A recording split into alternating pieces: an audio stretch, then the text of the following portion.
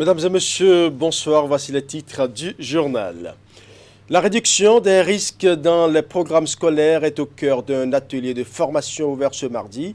C'est une formation au profit des enseignants et qui se veut une étape importante de la mise en œuvre des orientations nouvelles en ce qui concerne la prise en compte des risques et le renforcement de la résilience des communautés face aux menaces liées aux risques de catastrophes. Et pendant ce temps, le FAGAS et la Caisse de dépôt et de consignation du BD se donnent la main pour travailler ensemble. À travers une signature de contrat, les deux institutions veulent ensemble relever les défis de développement des entreprises à travers de nouveaux mécanismes de financement. Les étudiants, on en parle encore dans nos éditions. Dans cette corporation de conducteurs de taxi-moto, certains ont délibérément fait l'option des grandes distances. C'est le cas de certains à Natitengu. Ils transportent hommes et bagages dans les zones périphériques difficiles d'accès, une option qui n'est pas sans risque pour eux. Dans ce journal, les difficultés que ces hommes rencontrent au quotidien et ce qu'ils gagnent à relier des localités distantes. Voilà pour les titres, mesdames et messieurs. À nouveau, bonsoir. Ouvrons ce journal par l'écrasante victoire de José Maria Neves à l'élection présidentielle au Cap-Vert avec 51,50% des voix au premier tour du scrutin. C'est un processus électoral qui s'est bien déroulé dans un esprit démocratique, dira la CEDEAO. Nous allons suivre le tableau de cette consultation électorale présentée par le chef de la mission d'observation de la CEDEAO à travers la déclaration préliminaire rendue publique par le général Salou Djibo. La mission se réjouit des conditions remarquables de l'organisation du scrutin ainsi que de la rapidité et la transparence dans la transmission et l'annonce des résultats provisoires tels que annoncés sur le site officiel de la Commission nationale des élections, des DGAPE et des NOSI. En conséquence, la mission de la CEDEAO félicite les autorités capverdiennes et toutes les parties prenantes pour les efforts fournis jusque-là pour la tenue de l'élection dans un climat apaisé.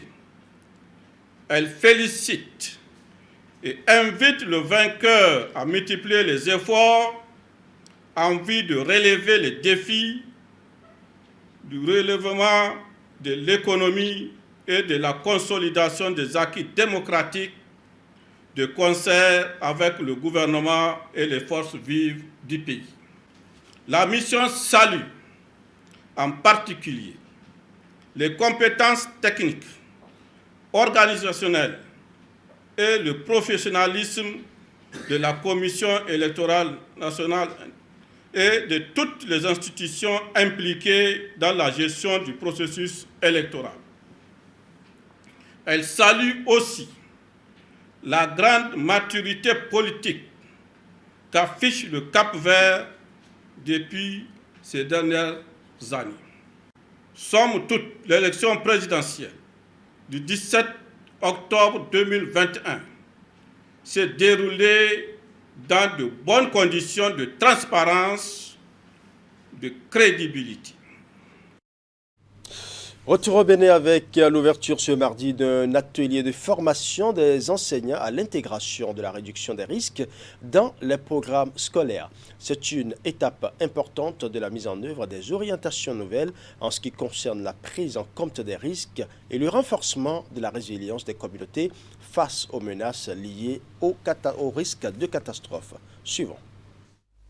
L'intégration de la réduction des risques de catastrophes dans le secteur éducatif par l'institutionnalisation de son enseignement dans le processus d'apprentissage formel, comme approche visant à renforcer la résilience des communautés face aux menaces liées aux catastrophes. Les contours de la question sont discutés à cet atelier de formation des enseignants à l'intégration de la 2RC dans les programmes scolaires, une initiative de la Communauté économique des États de l'Afrique de l'Ouest CEDEAO qui par là entend agir ensemble avec les partenaires et les États pour à la fois réduire la vulnérabilité des populations et augmenter la capacité des États. Cet atelier pilote, initié par la Commission, donne l'occasion aux acteurs nationaux de traiter de la manière dont les politiques la planification et les programmes éducatifs peuvent renforcer la résilience des enfants, des jeunes, des écoles, des communautés et du système éducatif grâce à des approches globales en matière de sécurité et de cohésion sociale dans les écoles. La rencontre vise également à améliorer les connaissances et les compétences des acteurs de l'éducation sur l'intégration de la réduction et de la gestion des risques de catastrophes dans les programmes scolaires. Vos travaux jetteront donc les bases d'un vaste chantier à travers lequel nos écoles feront adopter aux apprenants de nouveaux comportements afin de faire de la réduction des risques de catastrophe un levier de développement qui transforme en opportunité les risques de catastrophe aujourd'hui perçus comme des calamités. De ces travaux, il est attendu des discussions franches et ouvertes de sorte à capitaliser les résultats de cet atelier pour le bénéfice du secteur éducatif en général. Déjà 6 ans que l'ancien président du Bénin, le général Mathieu Kérékou, a passé l'arme à gauche. Il a rejoint la demeure éternelle le 14 octobre 2015. Malgré le temps qui passe, les populations du Bénin en général et celles de Latitengo en particulier se souviennent de cet homme qui a marqué l'histoire du Bénin et qui est resté énigmatique jusqu'à son dernier souffle. Retour sur les souvenirs de ce grand homme et ce qu'il reste de sa mémoire. Suivant.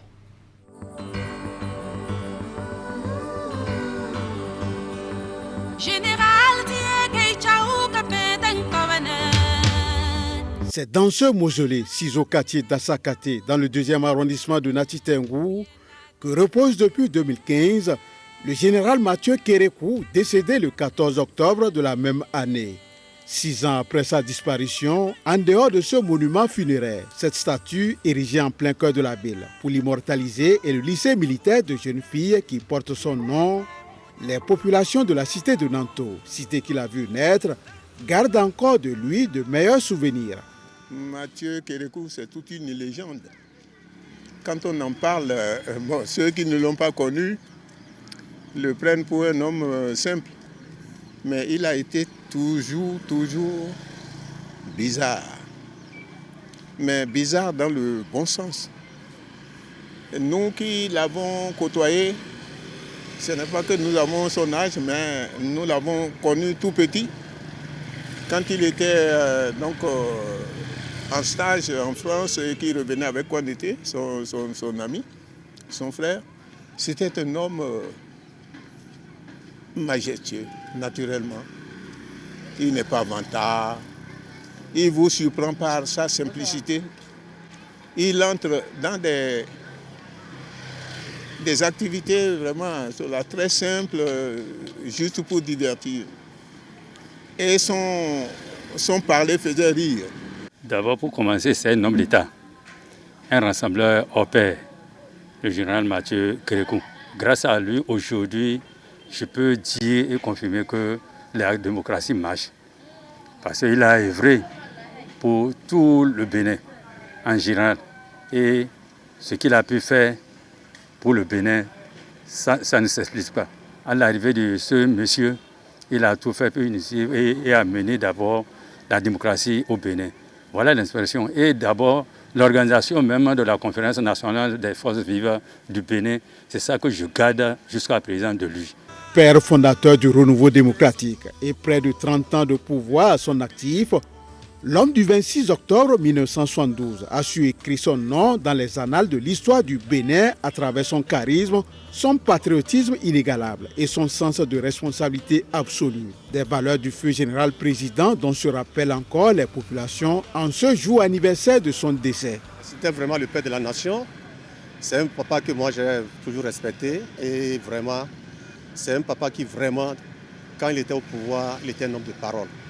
Il était toujours juste dans ses paroles et vraiment, c'est un vrai père de la nation. 6 ans après sa disparition, je me dis d'abord que j'ai une pensée très forte pour l'homme, notre père de la nation, je dirais. C'est celui-là même dont on ne peut pas trouver les mots pour le décrire.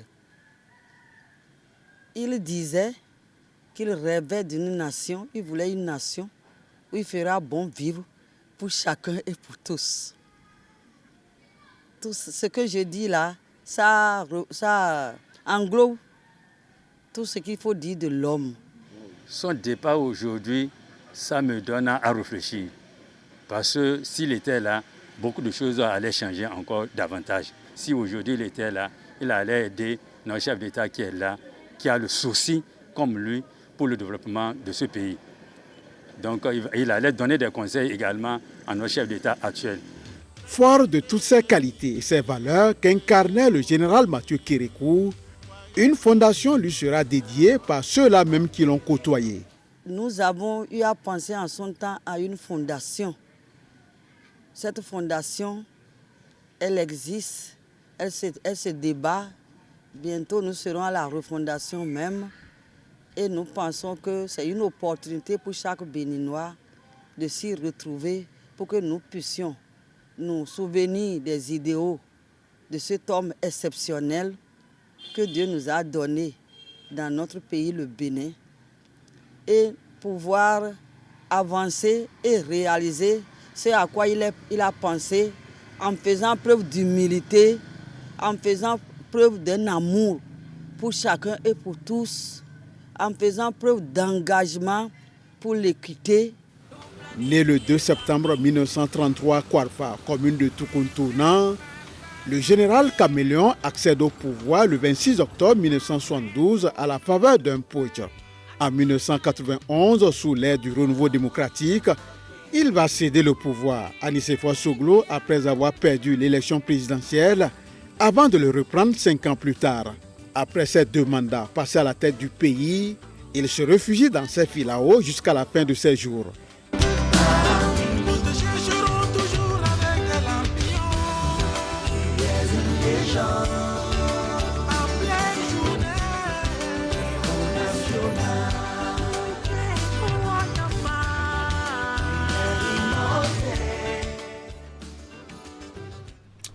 Dans un tout autre registre, à présent, les populations de Zagnanando reçoivent des dons de vivres et autres produits de première nécessité. C'est un appui du gouvernement pour accompagner les populations victimes des inondations. Ces dons sont remis par l'Agence nationale de protection civile ANPC à travers une tournée de solidarité et de soutien national aux sinistrés. Imet Elena Mousso pour plus de précisions. L'acte fait suite aux dégâts causés dernièrement par la crue des cours d'eau traversant le département du Zou. L'inondation a touché plusieurs localités des diverses communes de la région à Gonli. Aux populations victimes de Pédékpo et d'Ovi dans la commune de Zagnanando, le gouvernement a apporté du soutien. Le don est composé de vivres et autres produits de première nécessité. L'appui subséquent vient de l'Agence nationale de protection civile ANPC et va permettre aux sinistrés de satisfaire quelques-uns de leurs besoins. Après ces événements douloureux pour les populations, nous sommes là pour les accompagner, leur apporter ce que nous appelons dans notre jargon une première assistance d'urgence. Nos populations, surtout de l'arrondissement de Pédékpo et de Dovi, en l'occurrence les populations de Agonve, de Wometo, Lokalangpe, Boto, à Kangon dans Dovi, sont totalement inondées. Nous avons demandé l'assistance de tout le monde, mais nous venons de recevoir un lot important de vivres, de moustiquaires, de nattes de la part de l'Agence nationale de la protection civile et donc du gouvernement de notre pays. Nous sommes très constants et nous sommes rassurés que nous allons travailler dans la quiétude. Dans le rang des membres de la délégation de l'agence donatrice, ce don est une première assistance d'urgence. À ceci pourrait succéder ultérieurement d'autres appuis pour prendre en charge spécifiquement et convenablement les cas critiques qui seraient dénombrés parmi les victimes de l'inondation. À travers les interventions de l'ANPC, le gouvernement pense prévenir ou gérer au mieux les risques et catastrophes à la base. Plusieurs autres actions du genre sont en prévision pour renforcer la protection civile, ont affirmé les responsables de l'agence. C'est surtout la décentralisation de la gestion des catastrophes et donc de l'assistance. Et ça, c'est à travers le Fonds 4 qui est actuellement une réforme importante du gouvernement. Mais en dehors de ça, le gouvernement s'évertue aussi à faire des investissements durables qui permettent quand même de réduire l'impact des pluies, des inondations sur les populations. Le gouvernement est en train de faire sa partition, de jouer sa partition, mais comme on le dit, la protection civile, c'est à la base que ça se fait et c'est chacun qui assure sa protection.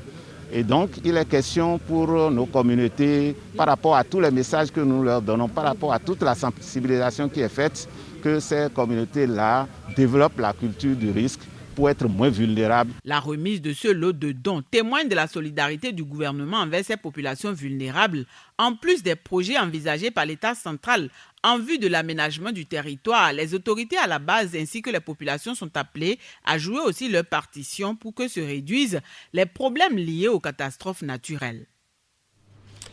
La cherté de la vie était au cœur d'une rencontre des secrétaires généraux affiliés à l'Union nationale des syndicats des travailleurs du Bénin, UNSTB, ce lundi à la Bourse du Travail. Cette rencontre a permis la mise sur pied d'un bureau d'assistance et de conseil aux travailleurs de l'UNSTB afin de se rapprocher davantage de ceux-là qu'ils défendent. Reportage.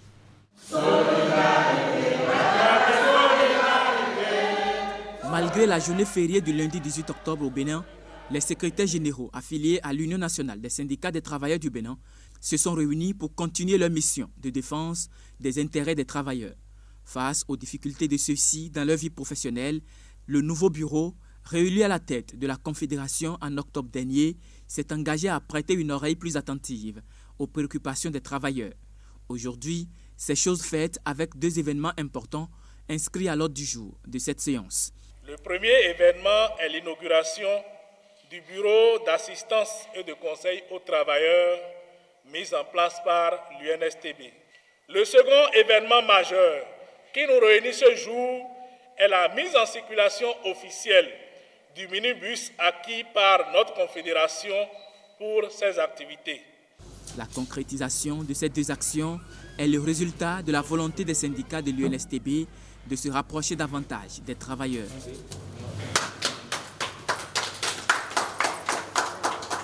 Avec l'inauguration du bureau d'assistance et de conseil de l'UNSTB, les travailleurs peuvent désormais exposer tous les problèmes auxquels ils font face pour des approches de solutions.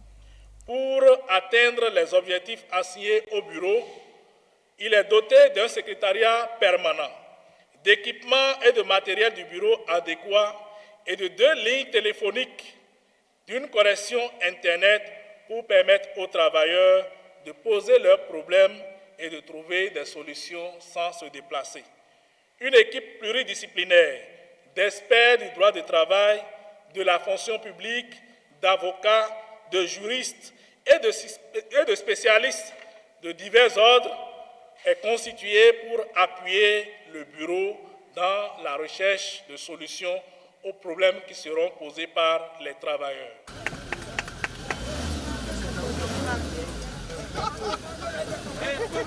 Quant au minibus mis en circulation, il permettra à la Confédération de mieux exécuter ses actions de façon plus efficace et efficiente.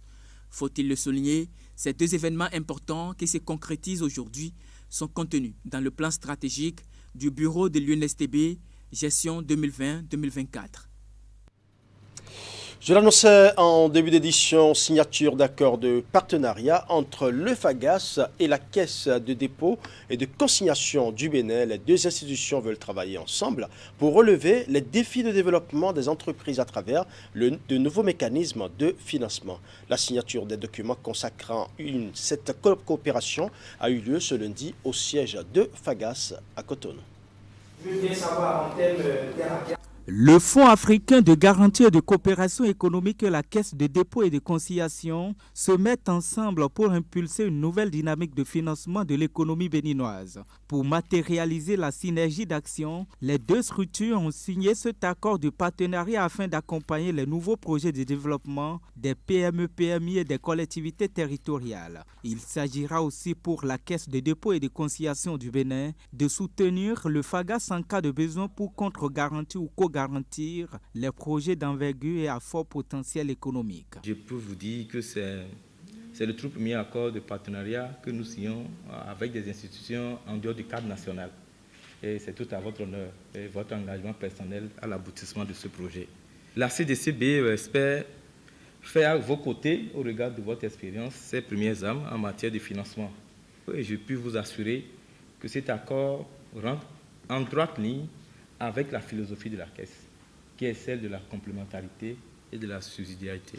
Le FAGAS et la CDC Bénin feront chemin ensemble pour garantir, aussi bien pour les politiques publiques que pour le secteur privé et les collectivités territoriales, la mise en œuvre efficiente des nombreux projets qui permettront le développement de notre pays et évidemment pour accompagner tout le vaste programme que le gouvernement est en train de mettre en place. Avec ce nouveau partenariat, le FAGAS, conformément à sa mission de base, va désormais accorder de garanties aux PME-PMI dans le cadre de leur mobilisation des ressources. Le fonds entend par la même occasion informer et associer la Caisse de dépôt et de conciliation à des projets structurants nécessitant de financement. Le directeur général du FAGAS se réjouit de cette nouvelle coopération et promet accorder une attention particulière quant à son suivi.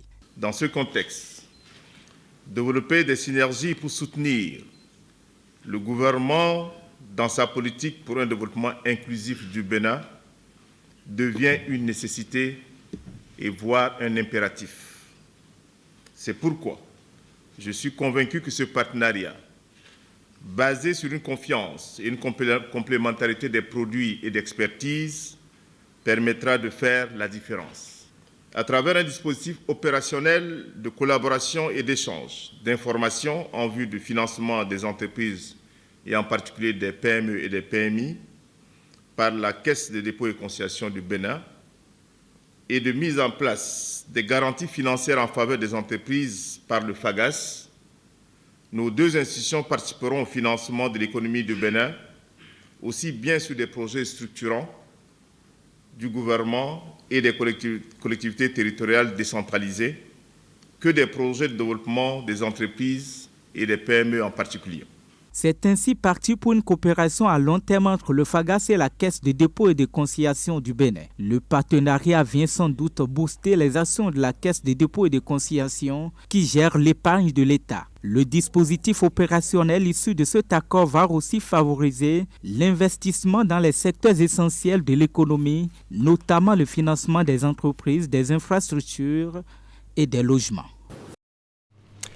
Post Mobile Banking, ainsi est baptisé le meilleur raccourci entre les comptes MTN Momo et la Poste du Bénin. Lancé ce mardi, le produit a déjà à son actif plusieurs services, parmi lesquels la facilitation des transactions financières. Les détails avec Ingrid Day. La Poste du Bénin, en plein dans la digitalisation avec la mise à disposition de ses abonnés d'un nouveau produit dénommé Post Mobile Banking. C'est une application qui facilitera désormais et en toute sécurité les transactions financières entre les comptes MTN Momo, le Centre des chèques postaux CPP et la Caisse nationale d'épargne CNE. La Poste du Bénin, c'est plus de 40 000 clients du Centre des chèques postaux CCP et près de 800 000 clients de la Caisse nationale d'épargne. C'est vous dire que le service Post Mobile Banking que nous lançons ce matin est désormais l'un des plus puissants leviers d'inclusion financière dans notre pays. Nous sommes très heureux d'avoir fait partie de cette aventure qui rentre dans le cadre de nos efforts pour pouvoir accompagner le gouvernement du Bénin dans sa dynamique de digitalisation et plus particulièrement, encore une fois, la Poste du Bénin dans ce projet important. Associé à MTN, l'un des plus grands opérateurs de GSM au Bénin, le produit Post Mobile Banking offre plusieurs avantages aux abonnés. Ce service leur permet de faire des virements compte à compte CPP et CNE dématérialisés et des demandes de chèques en ligne. Il leur permet également de consulter leurs mini-relevés en ligne. Les conditions pour souscrire à ce service, elles sont accessibles et fiables et malléables. Elles se feront uniquement dans les agences de la Poste du Bénin. Il suffit au client de se munir de sa carte d'identité valide, d'un compte Mobile Money actif enregistré et de l'un des comptes CCP ou CNE dématérialisés. Le fonctionnement de ce service se fait via les menus habituels des opérateurs GSM et pour accéder à ce menu pour les clients MTN, il suffira de taper étoile 880 dièse, de choisir 7 comme service bancaire, de sélectionner 6 afin d'accéder au menu de la Poste du Bénin. Et pour y accéder, il faut entrer votre code PIN et faire les opérations. Et désormais, tous les clients qui accéderont à ce produit, Push and Pull, doivent faire dématérialiser leur compte en adoptant les nouvelles cartes multi-comptes de la Poste du Bénin concernant les comptes national d'épargne. Les frais de souscription aux produits Post Mobile Banking sont gratuits et les tarifs liés au service des comptes CPP et CNE dématérialisés vers MTN Mobile Money sont de 100 francs par palier de 100 000 francs CFA. Pour ce qui concerne les tarifs liés aux transactions des comptes MTN Mobile Money vers la Poste du Bénin, ils constituent 50% des frais de retrait habituels des abonnés MTN. C'est la joie dans le rang des agriculteurs et des exportateurs de produits vivriers. Le gouvernement a levé en Conseil des ministres la décision d'interdiction d'exportation des produits vivriers au Bénin. À Parakou, cette décision de l'exécutif est fortement saluée par les acteurs du domaine, comme vous allez le constater dans les propos recueillis par Kamilou Nanda Ousmane. A vu juste, notre grand patron a vu juste de faire la levée de l'interdiction de la sortie de ces produits. Pourquoi je dis que le gouvernement a vu juste et que c'est un producteur produit et il réserve déjà ce qu'il va consommer, le reste il doit le vendre. Donc, si déjà aujourd'hui c'est autorisé qu'on peut faire sortir ces produits, c'est ça une très bonne chose parce que ça va leur permettre de vendre et encore augmenter la superficie encore de la production. Et ça va leur permettre d'acheter aussi les intrants. Donc c'est juste, ce que le grand patron a fait, elle est juste. Ce que les gens ont produit cette année-là, si le président n'est pas fait une bonne idée et il amène les bonnes idées qu'il a pensées maintenant là, on ne sait pas là qu'on va mettre les produits cette année même. Mais ce qui nous reste maintenant, monsieur mon président Bassis Talon, il faut continuer. La Kadiou là aussi, c'est là que notre poids maintenant. Parce que les gens sont là maintenant. Il y a les vieux qui sont vieilles.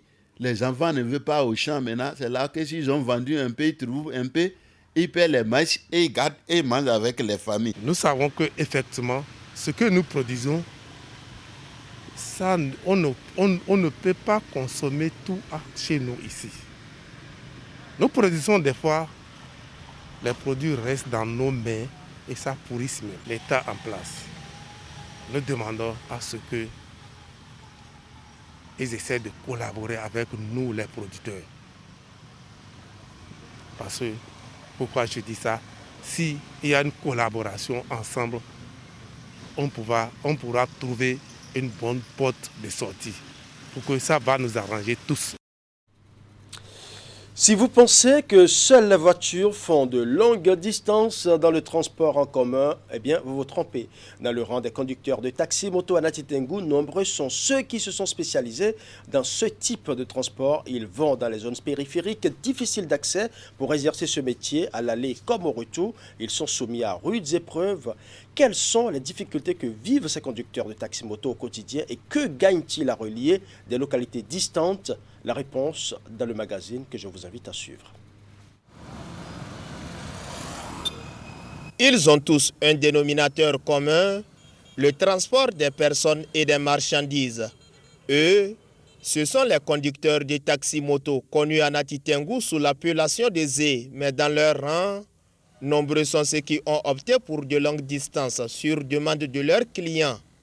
Ils offrent ainsi leur service à tous ceux qui souhaiteraient rallier les zones ou les localités très peu fréquentées par les conducteurs de véhicules en raison de l'état des routes.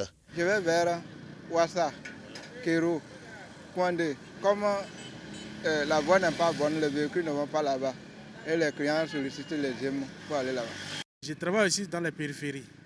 Les périphéries, des fois, c'est avantageux parce que quand tu voyages, tu as plus de chances de gagner le gain de la journée. Plus actifs en mobilité hors ville, ces émigrants rallient les zones les plus enclavées pour gagner leur pain.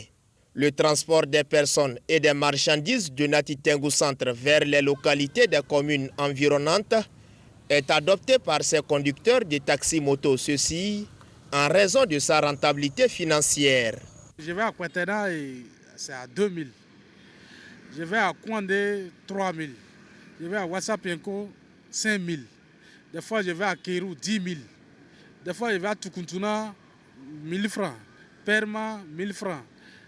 Boukoumé 2500 comme ça. Ça fait que je me suis intéressé plus dans les périphéries. Vous voyez, je quitte ici maintenant pour Kwandé là, c'est 3000 francs que je prends. Alors si je suis à Nati Tengou, je ne peux pas le gagner. Vous voyez ici, Kouba maintenant, sur la voie de Kwarfa, c'est 5000 francs, va là-bas. Boukoumé, 2500 au moins. Vous voyez, Tukuntuna, 1500, Tangeta, 3000. Ces différents prix varient donc d'un conducteur à un autre et ce, en fonction du kilométrage parcouru. Très peu réglementé à Nati Tengou, ce secteur d'activité n'est pas doté d'une grille tarifaire standard. Une situation qui s'explique par plusieurs raisons. Avec les immigrants, il n'y a pas un prix fixe. Ça dépend, du client qui se présente à toi. Est-ce que vous vous connaissez? Est-ce que c'est un étranger? Parce que le prix diffère. Et le deux, est-ce que la personne a des colis à transporter? À part lui-même qui monte comme passager, est-ce qu'il y a d'autres colis? Donc nous faisons des prix en fonction de tout ça là. Ouais, un peu. Ça dépend. Si c'est par exemple un frère qui me sollicite, qui sollicite mon aide, on peut s'entendre. Il me met à la carburation et je l'amène. Pour éviter tout désagrément au cours du trajet, ces conducteurs de taxi-moto prennent un certain nombre de dispositions.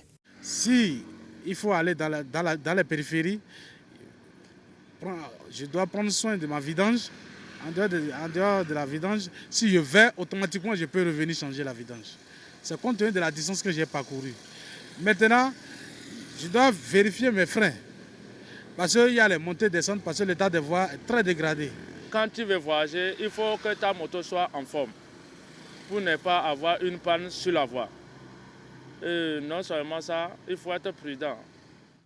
Malgré ces mesures prises en amont et en aval du trajet, cette activité n'est pas exempte de risques.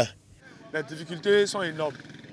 Parce que en route, vous pouvez avoir une crevaison, vous pouvez avoir une panne et vous vous retrouvez au bon milieu de nulle part où il n'y a même pas le réseau pour contacter un frère, il n'y a pas même un réparateur. Et lorsque c'est une crevaison, il n'y a même pas un vulgarisateur. Donc vous devez traîner la moto. Imaginez un peu, vous devez traîner la moto à près de 5 à 6 km et le client derrière vous suit. Et imaginez si vous avez des colis. Donc vous traînez la moto avec ces colis-là et le passager marche, il vous suit. Vous transpirez, vous avez faim, imaginez un peu. Il y a une qui est encore plus grave que celle que je viens de citer parmi les difficultés, c'est celle des braquages. Le taxi-moto représente pour nombre de personnes la seule solution de recours en milieu où le véhicule ne peut accéder. Moyen de transport plus pratique et peu coûteux, il occupe une place prépondérante dans la cité de Nanto. Par exemple, si tu es pressé, tu peux vite prendre ton zème et vite partir là-bas. Là, tu vas aller. Les taximans peuvent te dire, je suis déjà prête à ça, ils ne sont pas d'abord prêts. Ils vont te traîner un peu là. Vaut mieux de prendre zème et vite partir. Là, tu vas aller. Et faire ce que tu as à faire. Dans l'exercice de leur métier, ces émigrants utilisent des motos d'âme très peu adaptées à l'état des voies des zones enclavées.